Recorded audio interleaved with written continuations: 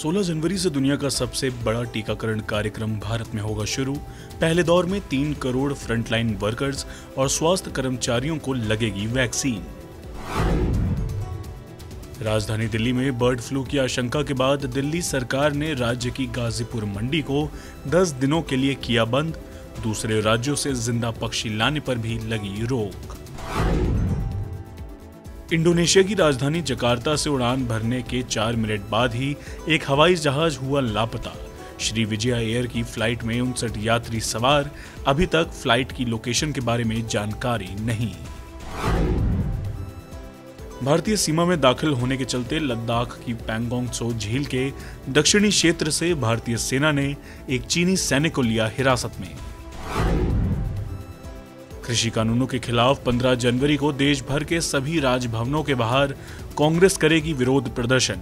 आंदोलन में जान गंवाने वाले सभी किसानों के घर जाकर पार्टी देगी श्रद्धांजलि।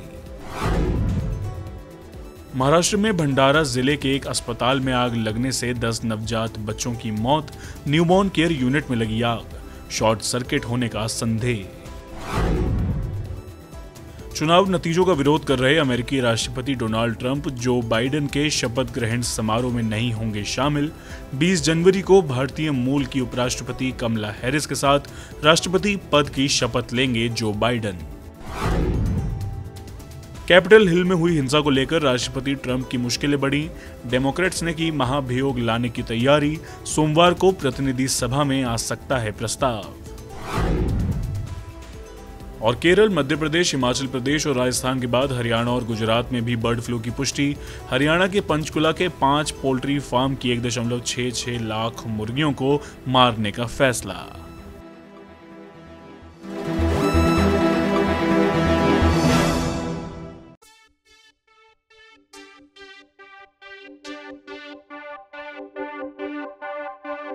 पूरी दुनिया में महामारी और इसके चलते आर्थिक संकट गहराता जा रहा है। इसमें सबसे ज्यादा पिस रहे हैं गरीब, जिन्हें महंगाई के चलते खाने के लाले पड़ रहे हैं। संयुक्त राष्ट्र ने कहा है कि साल 2020 में दुनिया भर में खान पान की चीजों की कीमतों में 7 मासिक वृद्धि दर्ज हुई। कीमतों में सबसे ज्यादा बढ़ोतरी दूध से बनी चीजों और खाने के तेल में देखी गई। Food and agriculture organization of the United Nations के मुताबिक फूड प्राइस इंडेक्स दिसंबर 2020 में 107.5 अंक दर्ज हुआ, जो कि नवंबर महीने से 2.2% अधिक था। संयुक्त राष्ट्र ने खाने पीने की महंगाई का जो बेंचमार्क फिक्स किया है, उसके हिसाब से पूरे साल 2020 में फूड प्राइस इंडेक्स औसतन 97.9 अंक रहा, जो कि पिछले 3 साल में सबसे ज्यादा था और 2019 के मुकाबले 3.1% ज्यादा।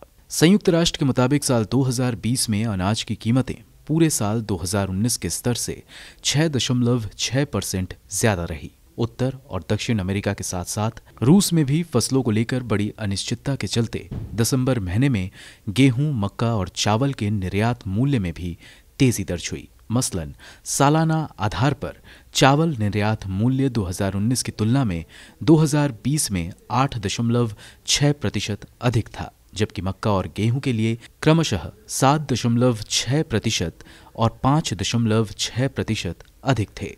यही हाल रहा खाद्य तेल का, जिसकी कीमतों में बीते दिसंबर में 4.7% वृद्धि दर्ज हुई और ये 2012 के बाद अपने उच्चतम स्तर पर पहुंच गया। प्रमुख पाम तेल उत्पादक देशों में चल रही आपूर्ति की कमी के अलावा इंडोनेशिया में बढ़ी एक्सपोर्ट ड्यूटी के चलते अंतर्राष्ट्रीय बाजार प्रभावित हुआ। अर्जेंटीना में लंबे समय से चल रही हड़तालों के चलते वहां तेल निकालने की प्रक्रिया और एक्सपोर्ट गतिविधियों में गिरावट आई और इसके कारण सोया तेल की अंतर्राष्ट्रीय कीमतें बढ़ गईं। पिछले वर्ष की तुलना में 2020 में वनस्पति तेल 19.1% अधिक महंगा था। इसी तरह पश्चिमी यूरोप समेत पूरी दुनिया में दूध की मांग बढ़ी और इसकी कीमतों में दिसंबर महीने में 3.2% बढ़ोतरी दर्ज हुई, जो कि बीते साल की लगातार 7वीं मासिक वृद्धि है। हालांकि 2020 के दौरान डेयरी मूल्य सूचकांक 2019 की तुलना में 1% कम था, लेकिन इन आंकड़ों से ये भी मालूम पड़ता है कि कोरोना काल में दुनिया में मीट उत्पादों की मांग घटी है। जहां अलग अलग देशों से बर्ड फ्लू के मामले आने से चिकन प्रोडक्ट्स की कीमतों में कमी आई, वहीं स्वाइन फ्लू के चलते सुअर के मांस की मांग में गिरावट दर्ज हुई। नतीजा ये रहा कि मीट उत्पादों की कीमतों में साल 2020 में 2019 के मुकाबले 4.5% की कमी आ गई। ये आंकड़े भारत में चिंता बढ़ाने वाले हैं, जहां 67% आबादी 2 जून की रोटी के लिए सरकार पर निर्भर है। दरअसल देश में राष्ट्रीय खाद्य सुरक्षा अधिनियम लागू है और लगभग 81.35 करोड़ लोगों को सरकार सस्ते में राशन उपलब्ध कराती है। अब सरकार राशन पर आश्रित लोगों के आंकड़े को कम करना चाहती है, क्योंकि उसे अपनी फूड सब्सिडी के खर्च को कम करना है। भारत जिस तरह का गरीब देश है, वहां ऐसा करने पर इसका विपरीत असर पड़ सकता है। ब्यूरो रिपोर्ट, गो न्यूज।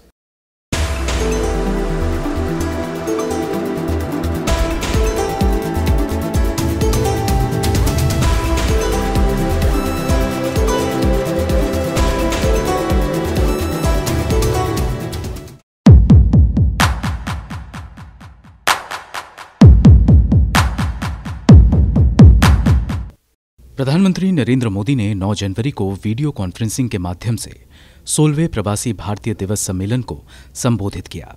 अपने संबोधन में उन्होंने मां भारती, भारतीयता और संस्कृति जैसे भावनात्मक मुद्दों का तो जिक्र किया, लेकिन विदेशों से नौकरी गंवाकर भारत वापस लौट रहे लोगों के लिए कुछ खास नहीं कहा। एक तरफ देश में बेरोजगारी बढ़ रही है, तो दूसरी तरफ विदेशों में काम करके भारतीय अर्थव्यवस्था को मजबूत बनाने में योगदान देने वाले भी बेरोजगार होकर वापस आ रहे हैं। इससे भारत को हर साल मिलने वाले अरबों डॉलर में कमी आने की आशंका है, लेकिन पीएम मोदी ने इसका जिक्र तक नहीं किया। अब अमीर देश कुवैत की सरकार ने सरकारी महकमे में काम कर रहे सभी प्रवासी मजदूरों को नौकरी से निकालने का फैसला लिया है। कुवैत के अखबार अल अनबा के मुताबिक सभी सरकारी दफ्तरों में प्रशासनिक और टेक्निकल ओहदों पर काम कर रहे प्रवासी लोगों को निकालकर उनकी जगह कुवैत के स्थानीय लोगों को नौकरी दी जाएगी। कुवैत के कई राज्य संस्थानों ने हाल ही में नौकरियों में प्रवासी लोगों के बजाय स्थानीय लोगों को नौकरी पर रखने की योजना शुरू कर दी है।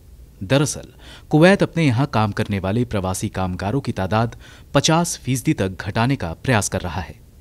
48 लाख की आबादी वाले कुवैत में करीब 34 लाख लोग प्रवासी कामगार हैं और इनमें 15 लाख भारतीय हैं। जाहिर है इन फैसलों की मार भारतीयों पर भी पड़ रही है। वे बड़ी तादाद पर बेरोजगार होने के लिए मजबूर हैं। Department of non resident Keralites affairs के मुताबिक बीती साल मई से लेकर इस साल 4 जनवरी तक 8.43 लाख लोग विदेश से केरल लौटे हैं। इनमें 5.52 लाख लोगों ने केरल वापस आने की वजह विदेश में रोजगार छिन जाना बताया है। पिछले 30 दिनों में ही 1.40 लाख लोग वापस लौटे हैं। देश में पहले ही अर्थव्यवस्था मुश्किल दौर से गुजर रही है। ऐसे में बाहर बसे भारतीयों के लौटने से उसे कैसे झटका लगेगा, इसे आंकड़ों से समझिए। लोकसभा में जारी आंकड़ों से पता चलता है कि रोजगार और घर परिवार चलाने के लिए 1.36 करोड़ भारतीय विदेशों में बस गए हैं। अकेले 7 इस्लामिक देशों यानी यूनाइटेड अरब अमीरात, सऊदी अरब, कुवैत, ओमान, कतर, बहरीन और मलेशिया में 83,72,333 भारतीय रह रहे हैं, जबकि America, United kingdom, Nepal, Singapore, Australia, Canada में 30,410 भारतीय हैं। साल 2019 में इन भारतीयों ने $83 बिलियन भारत भेजकर देश की अर्थव्यवस्था मजबूत की थी। आरबीआई के 217 के सर्वे से पता चलता है कि सबसे ज्यादा 26.9% रकम यूनाइटेड अरब अमीरात से आती है। इसके बाद अमेरिका से 22.9%, सऊदी अरब से 11.6%, कतर से 6.5%, कुवैत से 5.5% और ओमान से 3% रकम भारत भेजी जाती है। इस तरह विदेश में बसे भारतीयों द्वारा भेजे जाने वाले कुल पैसे का लगभग 75% इन्हीं देशों से आता है। अगर अमेरिका को छोड़ दें तो इस आंकड़े में दर्ज बाकी मुल्क पूरी तरह कच्चे तेल के उत्पादन पर निर्भर है। कोरोना से थमी आर्थिक रफ्तार के चलते दुनिया में तेल की मांग कम हुई है, जिससे कच्चे तेल की कीमतें पाताल पहुंच गई हैं। जाहिर है दौर आर्थिक मंदी का है, तो विदेशी कामगारों की संख्या घटाने पर जोर दिया जा रहा है। जानकारों की माने तो अन्य खाड़ी देश भी कुवैत की तरह तेल पर ही निर्भर है और पूरी आशंका है कि वो भी कुवैत की राह पर चल पड़े। ऐसा होता है तो भारतीय अर्थव्यवस्था को तगड़ा झटका लगेगा, जो कंगाली में आटा गीला वाली बात होगी। विश्व बैंक पहले ही आशंका जता चुका है कि देश में बाहर से आने वाले पैसे में इस वर्ष 23% की गिरावट आ सकती है और यह आंकड़ा 83 अरब डॉलर से 23% घटकर 64 अरब डॉलर रह सकता है। ब्यूरो रिपोर्ट, गो न्यूज।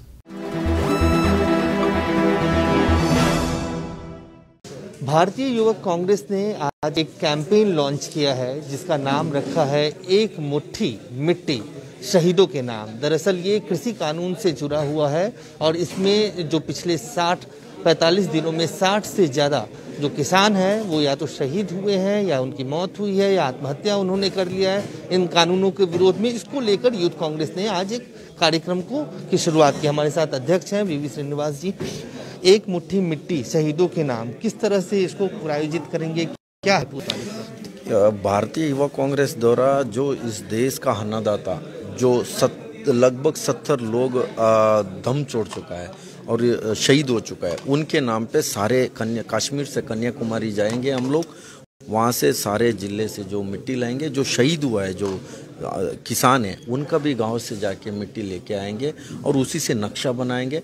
बाद में जो नरेंद्र मोदी है जो प्रधानमंत्री, उनको भी उस मिट्टी जाके देने का काम करेंगे। हमेशा नरेंद्र मोदी जी 14 से मैं सौगंध से इस मिट्टी को झुकने नहीं दूंगा बार बार चिल्ला के बोलते थे। अभी उसी मिट्टी में इस देश का अन्नदाता को मिलाना चाह रहा है। उसी मिट्टी की याद दिलाएंगे आप लोग और हर जिले से लेके आएंगे मिट्टी और यहाँ भारत का नक्शा बनाएंगे। नहीं, हाँ, हर जिले से लाएंगे। जो किस राज्य से जो मिट्टी आया है उसी उस नक्शा पे उसी राज्य का उसमें सारे चीज बना के ये सरकार को जगाने का काम करेंगे। जब तक ये काला कानून वापस नहीं लेगा तब तक लड़ने का काम करेंगे। आदरणीय हमारा नेता राहुल गांधी ने बताया था इस देश का अन्नदाता असली हिंदुस्तान है। बट ये सरकार हमेशा ये टेलीविजनरी सरकार है, कोई विजन नहीं है इस देश का अन्नदाता के बारे में। उनका कोई ज़रा भी सोच नहीं है। थोड़ा ज़रा भी दिल में थोड़ा जगह होता था, आज ये हालत नहीं होता था। इनका मंत्री है कृषि मंत्री, उनको शर्म नहीं है। पत्रकार ने उनको क्वेश्चन पूछ रहा था, ये लाफिंग बुद्धा जैसा चिल्ला चिल्ला के हंस रहे, तो ये आप मंत्री है और लाफिंग बुद्धा मंत्रीगिरी छोड़ के इनको कहीं माल के बाहर ये लाफिंग बुद्धा बन के रहने के लिए लायक है, लगता है मेरे को। आपको अब से एक सवाल श्रीनिवास जी, सरकार तो अब देखिए 8-9 राउंड की बातचीत भी होगी, सरकार ने साफ कर दिया कानून तो वापस लेगी नहीं सरकार, संशोधन विकल्प पूछ रही है किसानों से। तो ऐसे में रास्ता तो निकलता हुआ दिख नहीं रहा है। इतने दिन हो गए किसान दिल्ली के बॉर्डर पे हैं, ठंड है, बारिश है, तमाम चीज़ें हैं। तो आपको लगता है जब रास्ता नहीं निकल रहा है तो बतौर यूथ कांग्रेस किस तरह से आप लोगों को फैसिलिटेट कर रहे हैं, किस तरह से उन लोगों की मदद कर रहे हैं? देखिए, ये सरकार हमेशा कोशिश कर रहा है, आज चले जाएगा कल चले जाएगा, किस तरीके से बात खालिस्तान बोल दिया, गुंडे बोल दिया, तमाम चीज़ें इन लोग ने जो बातें रखने का तो रख दिया। बट इस देश का अन्नदाता जो किस तरीके से इनके खिलाफ लड़ रहे हैं, अपने अपने व्यवस्था से पूरा लोग आके लड़ रहे हैं। जब तक ये काला कानून इन लोग ने वापस नहीं लेगा वो लोग भी जब जाएगा नहीं है, इसमें कोई गुंजाइश नहीं है। इस नेशन जो बनाया है आंदोलन से लंबी लड़ाई है, ऐसे में यूथ कांग्रेस का क्या? देखिए, हम हमेशा जो किसान के साथ उनका जो भी ज़रूरत हो हमने उसको लगातार उनके साथ कोऑर्डिनेशन कर रहे हैं, उनके साथ खड़ा है। ये कांग्रेस पार्टी का परंपरा है, जो अन्नदाता हो, गरीब हो, मजदूर हो, सबके साथ खड़े रहना। मैं आपके माध्यम से भी मैं कह रहा हूँ, इस मामले में हम लोग भी लाठी खाना, जेल जाना हम बिल्कुल तैयार हैं। इस देश का अन्नदाता के साथ इन लोग ने जो व्यवहार कर रहा है उसको, और एक जब तक ये कानून वापस नहीं लेगा तब तक हम लोग उनके साथ रहेंगे और लड़ने का काम करेंगे। आखिरी सवाल, कब तक ये मिट्टी लाएंगे, कब ये नक्शा बनाएंगे, कब प्रधानमंत्री तक? मैं कल जा रहा हूँ, मैं राजस्थान डूंगरपुर जा रहा हूँ, वहीं से स्टार्ट कर रहा हूँ। अभी जो हमारा राजस्थान हरियाणा का इंचार्ज है, प्रदेश अध्यक्ष है, वहाँ उन कश्मीर से कन्याकुमारी सारा हमारा यूनिट लोग अभी आज से स्टार्ट करेंगे। प्रोग्राम लॉन्च होने तक वेट कर रहा था, आज से हम स्टार्ट करें। जल्दी से जल्दी ये सरकार को हमने मिट्टी भी देंगे और नक्शा बना के शहीदों के लिए, एक शहीदों के नाम पे नक्शा बना के एक मैसेज देना है सरकार को। इस गुंगे बेरे निकम्मे सरकार, उस समय में आज़ादी के समय में ईस्ट इंडिया कंपनी के खिलाफ हम लोग लड़ते थे, अभी वेस्ट इंडिया के कंपनी के सामने लड़ रहे हैं, लड़ेंगे। साफ तौर से वीवी श्रीनिवास ने ये कहा कि एक कैंपेन लॉन्च किया है आज यूथ कांग्रेस ने, जिसमें एक मुट्ठी मिट्टी देश के हर जिलों से लाकर देश की राजधानी में एक नक्शा बनाया जाएगा और प्रधानमंत्री को ये मिट्टी देकर उन्हें जगाने की कोशिश की जाएगी। कैमरामैन रफीक के साथ अजय झा।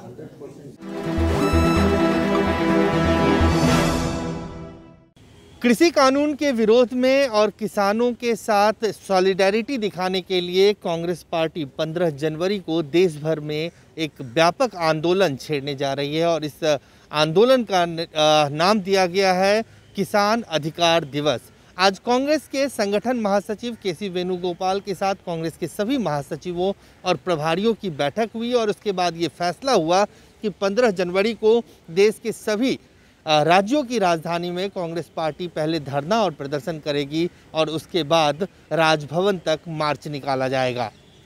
कांग्रेस पार्टी की तरफ से ये जानकारी देते हुए प्रवक्ता रणदीप सुरजेवाला ने कहा कि आज की बैठक में ये फैसला लिया गया कि जिस तरह से लगातार तारीख पे तारीख देकर सरकार किसानों को थकाना और भगाना चाहती है, उस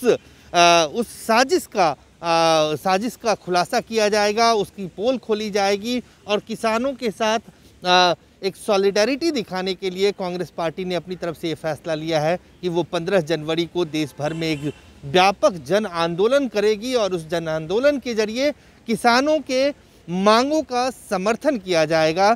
साथ ही रणदीप सुरजेवाला ने यह भी कहा कि सरकार बार बार किसानों को ये कह रही है कि वो सुप्रीम कोर्ट का दरवाज़ा खटखटाए, जबकि देश की जनता ने अपनी चुनी हुई सरकार को से ये मांग रखी है। जो किसान है वो भी मतदाता है और उन्होंने ये सरकार चुनी है, तो ऐसे में सरकार ये दलील कैसे दे सकती है कि वो सुप्रीम कोर्ट का दरवाज़ा खटखटाए। एक चुनी हुई सरकार को समाधान निकालना चाहिए, रास्ता निकालना चाहिए। 73 साल में पहली बार देश में ऐसी सरकार है जो अपनी जिम्मेदारी से पीछा छुड़ाकर किसानों को कहती है तुम सुप्रीम कोर्ट चले जाओ। सरकार को जनता ने चुना है, सुप्रीम कोर्ट ने नहीं। किसानों ने चुना है, सुप्रीम कोर्ट ने नहीं। फिर उसी जनता और अन्नदाता को सरकार कहीं और क्यों भेजना चाहती है? क्या मोदी जी जवाब देंगे? ये तीनों विवादास्पद काले कृषि कानून सुप्रीम कोर्ट ने नहीं बनाए, जबरन प्रजातंत्र का अपहरण कर देश की संसद में मोदी सरकार ने बनाए हैं। किस तरह बनाए, क्यों बनाए, किसके लिए बनाए, पूरे देश ने देखा और पूरा देश जानता है। फिर सरकार अपनी जिम्मेवारी से पल्ला क्यों झाड़ रही है, टल क्यों रही है? नीतिगत फैसले लेने के लिए मोदी सरकार जवाबदेह है, ना कि सुप्रीम कोर्ट। भारतीय संविधान ने भी यह जिम्मेदारी कोर्ट को नहीं दी। ये कानून बनाने की जिम्मेदारी और खत्म करने की जिम्मेदारी देश की संसद को दी है। और मोदी जी, अगर आप कानून बनाने और खत्म करने में असक्षम हैं, तो आज भारतीय राष्ट्रीय कांग्रेस की ओर से हम कहते हैं कि इस्तीफा देकर घर चले जाइए। आपको एक क्षण भी सत्ता में बने रहने का अधिकार नहीं बचा। कांग्रेस अध्यक्षा श्रीमती सोनिया गांधी जी के नेतृत्व में भारतीय राष्ट्रीय कांग्रेस ने इसलिए यह निर्णय किया है कि किसानों के समर्थन में 15 जनवरी को हर प्रांतीय हेडक्वार्टर पर कांग्रेस पार्टी किसान अधिकार दिवस के रूप में एक जन आंदोलन तैयार करेगी। धरना प्रदर्शन और रैली के बाद राजभवन तक मार्च कर हर स्टेट हेडक्वार्टर में कांग्रेस और किसान देश की अहंकारी सरकार को न्याय की गुहार लगाएंगे कि तीनों काले कानून खत्म करो। केवल एक मांग है, समय आ गया है कि मोदी सरकार देश के अन्नदाता की चेतावनी को समझ ले, क्योंकि अब देश का किसान इन काले कानूनों को खत्म करवाने के लिए करो और मरो की राह पर चल पड़ा है। सरकार को किसानों के तीनों मांगों को मानना पड़ेगा। जो 3 कृषि कानून हैं उसको वापस लेने की बात माननी पड़ेगी। साथ ही एमएसपी की कानूनी गारंटी लिखित रूप से कानून के जरिए देनी पड़ेगी। इससे कम पर कोई समाधान नहीं निकल सकता, ये कांग्रेस पार्टी का कहना है। और 15 जनवरी को इसी बात को लेकर देश भर में एक व्यापक जन आंदोलन कांग्रेस पार्टी करने जा रही है। कैमरामैन रफीक के साथ अजय झा, गो न्यूज़, दिल्ली।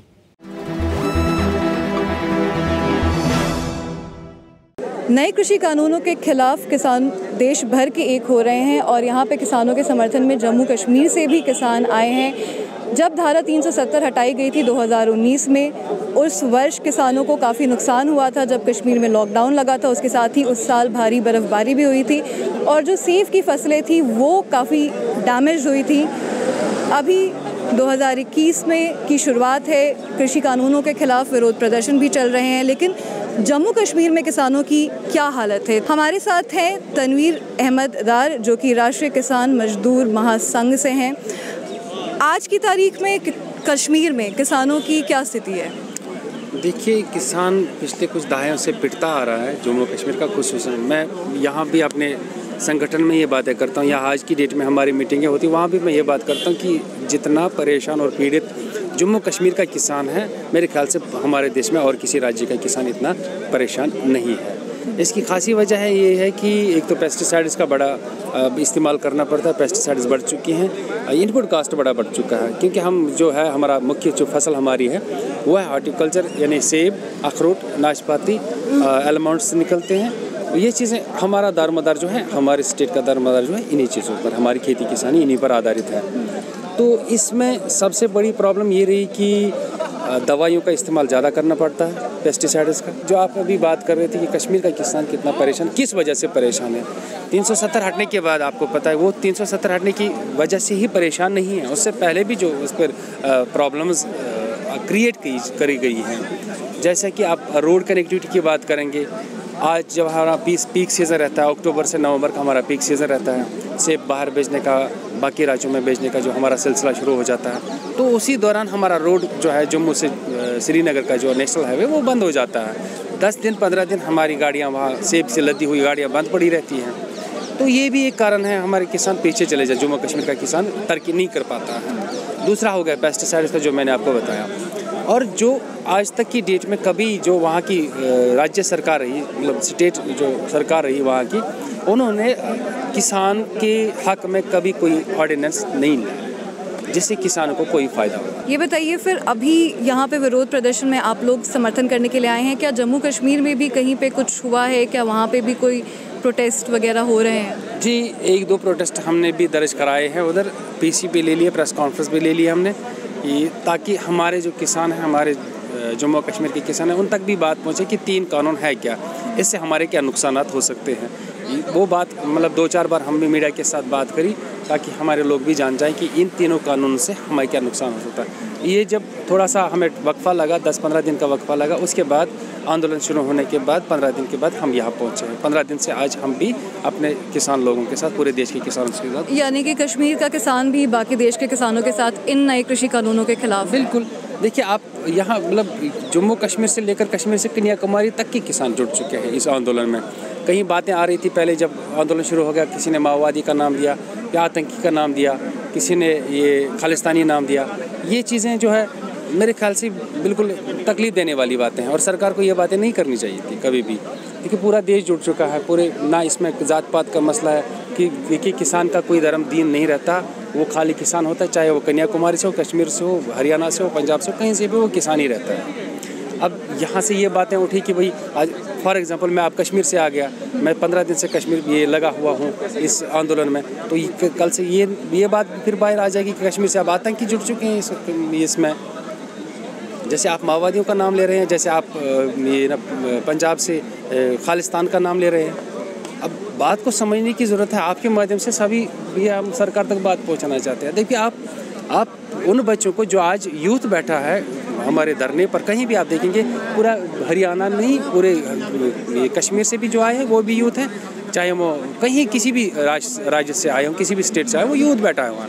अब अगर हम खालिस्तान की बात करें, वो तो ऑब्वियसली पता है दुनिया को कि वो पंजाब से ही प्रॉब्लम थी, पंजाब में ही प्रॉब्लम, वो 30 साल पहली प्रॉब्लम है।